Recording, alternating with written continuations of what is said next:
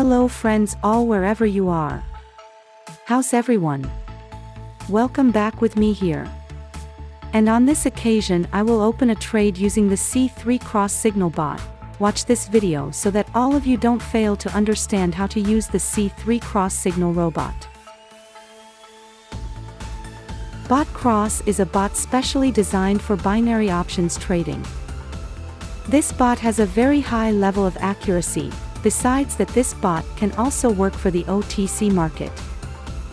If you want to get a specific video guide on how to use this bot, please check the description of this video.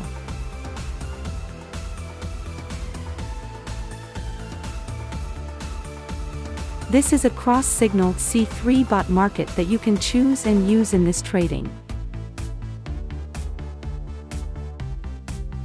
The pocket option market I chose in this trade.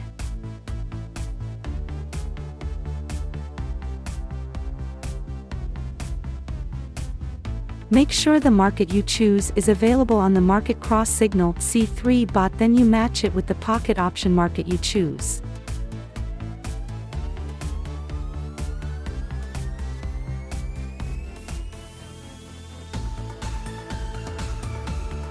Bot C3 cross signal time frame that you can use in trading this time.